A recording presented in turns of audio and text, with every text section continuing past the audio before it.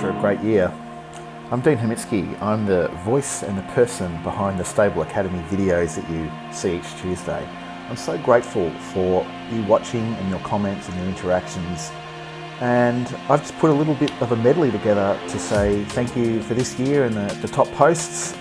Some have grossed over 10,000 views. It's phenomenal. So thank you, and keep doing good work. The world needs you. It's amazing to think that 18 years ago, these tactiles were installed.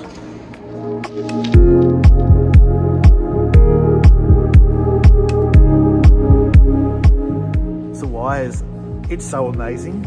Well, about 20 years ago, there was a whole flood of Chinese and imported products coming into the Australian construction market.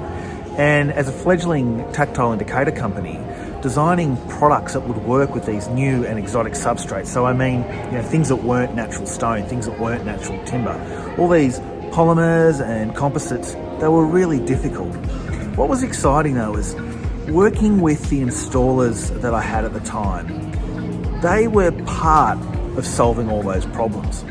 Now what that meant was, how we cleaned the tactiles, how we prepared the surface. It was those guys, those people that helped make those tactiles stick and stay in the ground. And at the end of the day, that's really what it's about, is the work that we do doesn't matter enough for us to care about how we do it.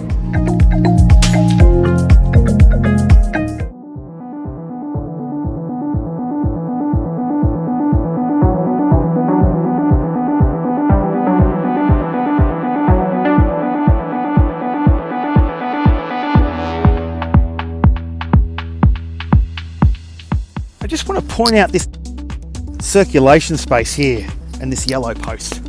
Just have a look at this. Can you see how we've got a gentleman who's got a wheelchair here? He's taken it out of the back of his car, and this is an accessible car park. Now what's great here is, see how this space provides for access. It provides for this wheelchair and this person to rest easy, to just go about his life, to do what he has to do with dignity and safety and very clear, unobstructed access.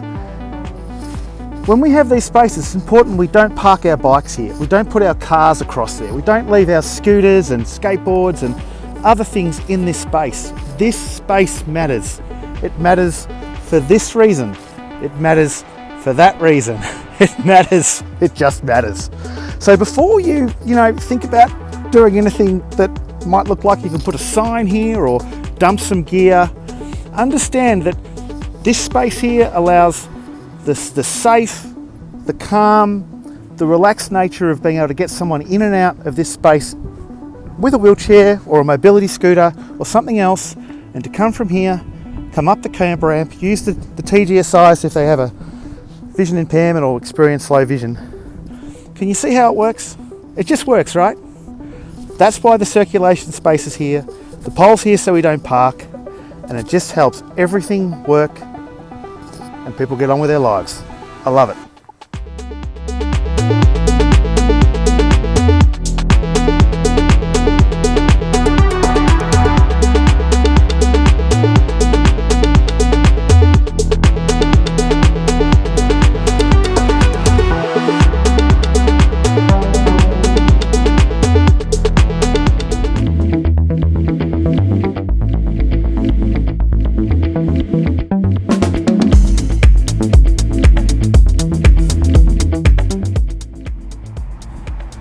I'd just like to review this new ramp that was put in recently in this fantastic new building here. It's a beautiful building, and the access is awesome. You can access this building in many areas, in many ways. It's great.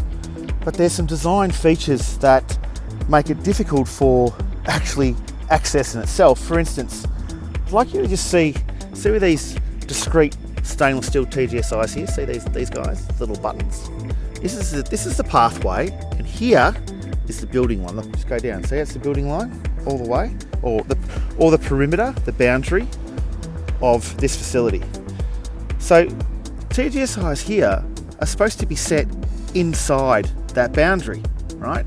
But we've also got this grate here, which is a problem for achieving that, and the ramp itself appears to be about 300 to 600 millimeters too long. And what I mean by that is back over there, that ramp should have started 600 millimeters earlier, then all of this would have been in the right place. Now, to me, that's a planning issue because those kind of decisions happen in the design phase. So there's a huge car park under here, and there might be a reason why the ramp was cut short because of those reasons, and they've tried to meet conformance with the standards and the building code because of that. But this is I suppose, the concession that was made. The other problem is that this bollard should not be here. Now, it's here for a practical reason. I don't want a car to drive down there, and as you can see, it's a removable bollard. That's fantastic, but the bollard is supposed to go, or better put, the tactile ground surface indicators here need to be before the bollard. So they need to be before the warning, right? So here, that bollard should either be back here or further back on the street.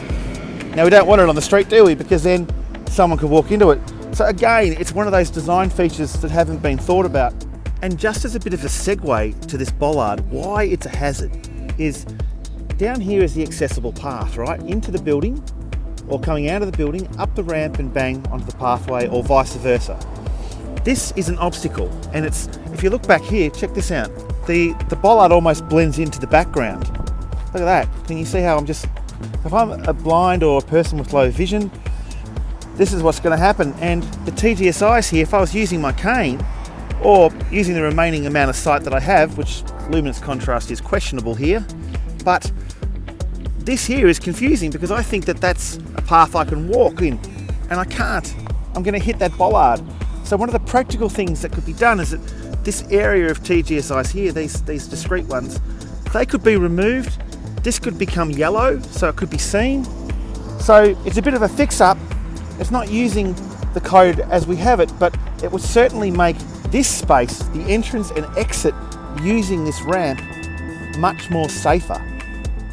So the circulation space at the top of a ramp and at the bottom of a ramp, or whether that's a stair, we need to consider in our design and in our planning that these kind of functions, this kind of circulation space, that there is enough space to not only achieve the usefulness or the utility of what we're designing and what we're wanting to achieve, but it's executed correctly, that all the people in the vast field of what's required, that they're aware of why it's there, why it needs to be there, and the problem that it solves for people who have a permanent, a partial, or temporary disability.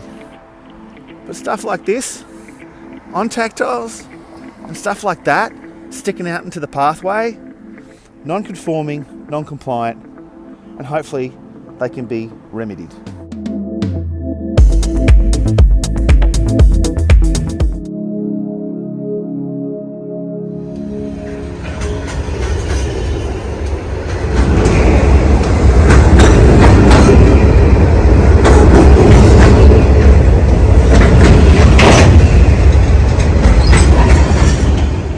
This is a pedestrian maze where we look one way and then we're directed to look the other way. It's fantastic. But let's just see what happens when a big freight train comes.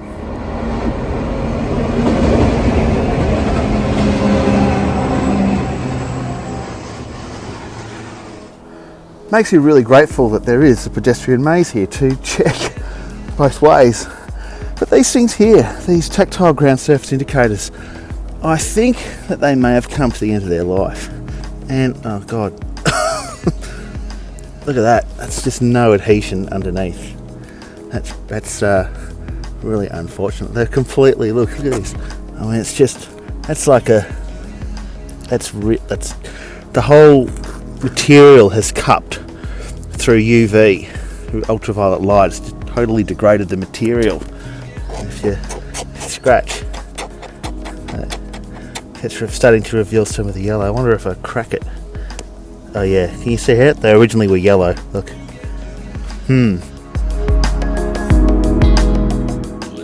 Are these TGSIs part of a maintenance regime?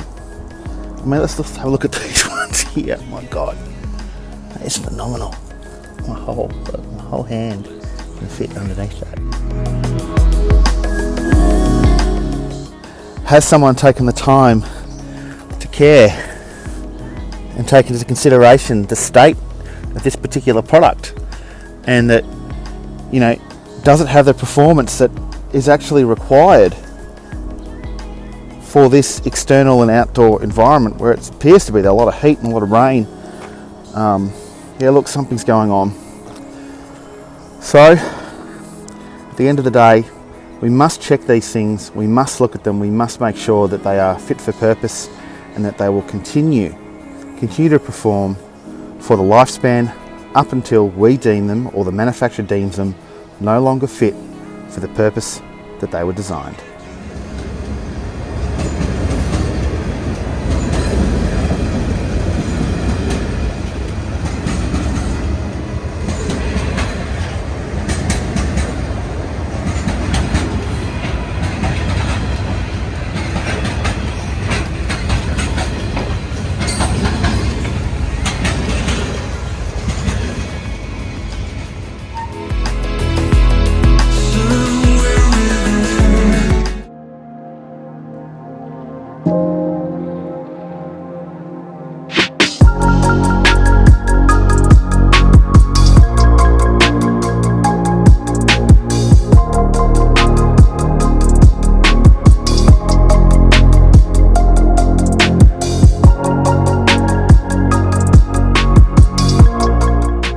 Afternoon on a pedestrian crossing, and I'm standing in the medium strip, which is an area of refuge between one side of the road and the other side of the road. So these refuges are here because it's just really important for safety and for pedestrians. If they get caught or the traffic lights change colour, they can remain here and be safe, a refuge. But we've got a few problems here, that the design of the actual medium strip appears to be lower than the road surface, and what that means is that all kinds of debris have been allowed to accumulate here. So can you see grass, we've got gravel, we've got the tactiles which are here, they're completely covered with dirt and debris. Here's another close inspection of it here. Look, they're just, that's what it should be, but this is what it is. Now this is not detectable by tactile means. In other words, the TGSI pad can't be felt underfoot, and it won't be able to be detected by a person with low vision because there is no luminance contrast. There's no ability for light perception to be used as a part of a person's orientation. So this area as it stands is non-conforming, it's non-compliant, and it's unsafe. The whole area needs to be remedied and fixed so that it's safe for the general public and becomes fit for purpose for persons who are blind or vision impaired.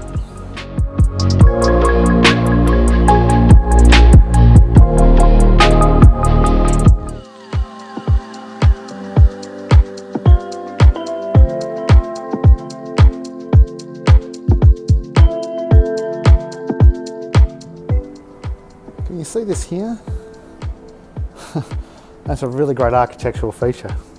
I love it. It's dynamic. It's great. But the point is, I can walk into that. I can clip my head as I'm walking, just like that. You think, well, it's a nice bit of design though, Dino. It's true. It is. I love it. Personally, I love it, right? But when we have obstructions like this that come out into a main accessible path, why is this a main accessible path when there's this other sort of area over here which is a main accessible path? Well, let's put it this way. These are areas that people walk up, they come up, they come down here, and they use this space to exit the building or to come in from the building to where they're going to go over to here and up to there. And when we have angles like this that intersect into an accessible path of travel or a path of travel, we must indicate that this here is a hazard at eye height, right here at high height. So when we, the Australian standard asks for this, and the building code section D 3.8 asks for when we have obstructions like this that cantilever into an accessible path of travel, up to a height of 2,000 millimeters, which is about roughly here, 300 millimeters back, we would put something like this. And I'm going to show you the standard, how the Australian standard looks at this with overhead protrusions.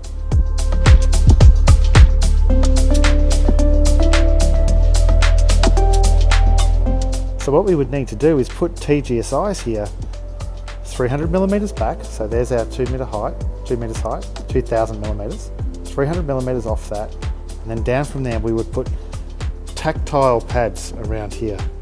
Give you a tactile pad. Let's go have a look at that Australian standard again.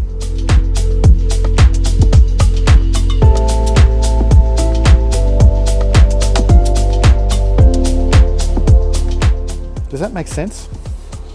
The other alternative we could do here is we could keep this beautiful column, because we can't really change it, but we could put a handrail that could come out here and around this area, something like this, and then back here and then into this wall, because this wall here too also protrudes out into an accessible path of travel from the stairway. That's a real shame, but I'll just give you a picture of, I'll play a little bit of video from a wonderful facility that I found at another place that had a similar problem like this with the underside of a stairway. And yeah, let's just quickly look on how they dealt with this problem.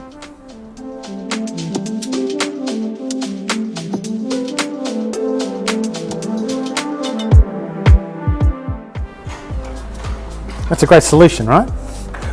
Okay, so let's just keep in mind, whenever we have these overhead protrusions like this that stick into an accessible path of travel, remember 2,000 millimeters or 2 meters up, 300 millimeters back, need to either put a handrail that goes around, or we can use tactile ground surface indicators to warn in this area, warn of the overhead protrusion.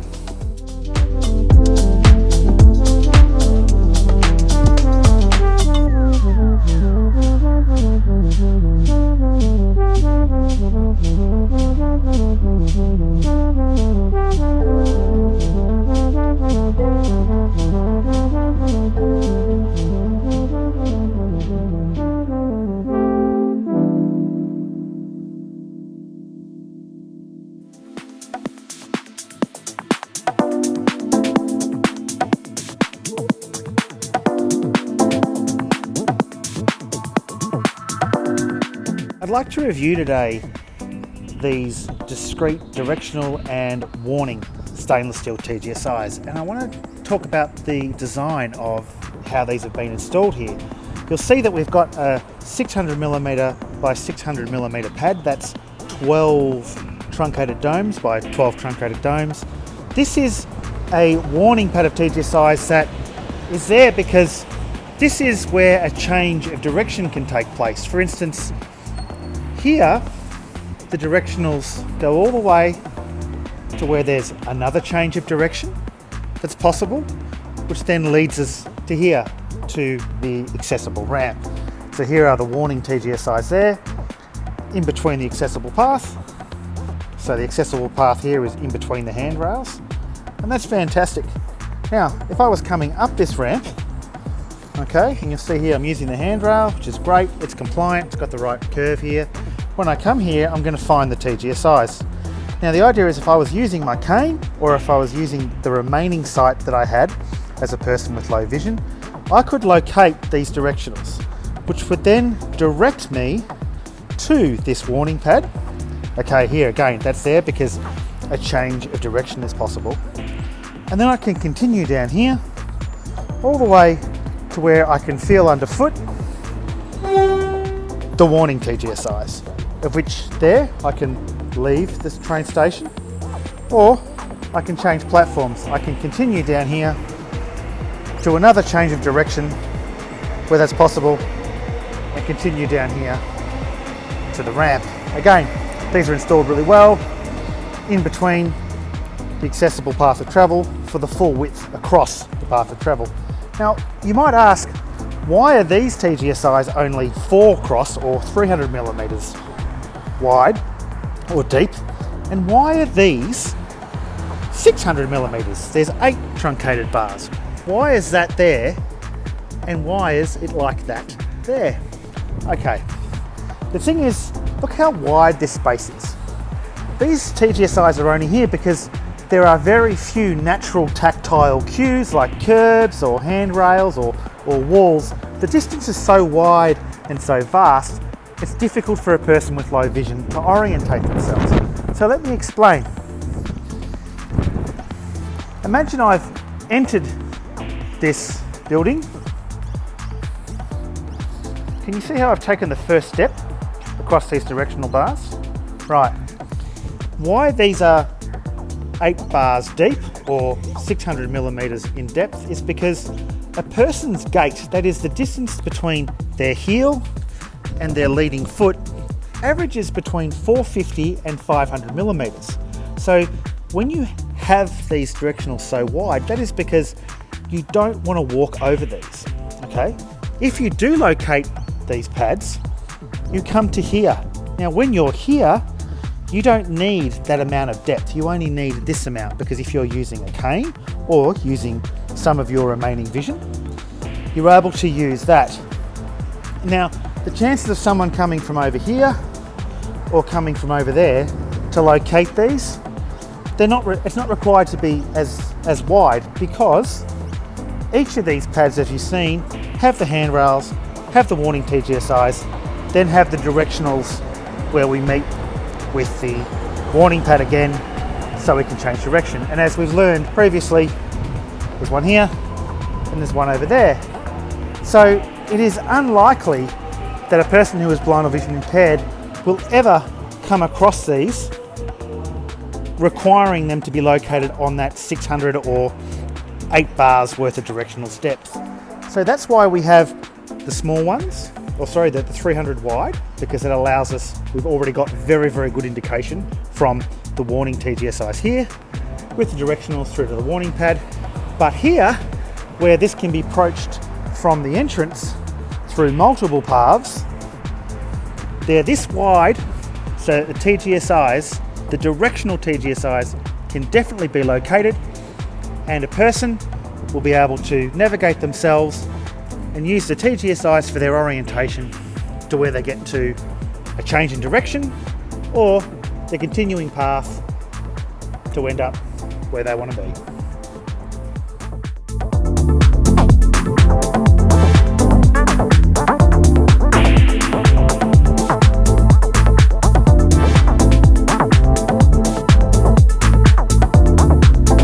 And there's one thing I've learned is that the more we consider who uses and benefits from accessibility in the built environment, the better we can be as designers, and the more useful and the more practical and the more longer lasting. And let's think about the environment and our resources are pretty important.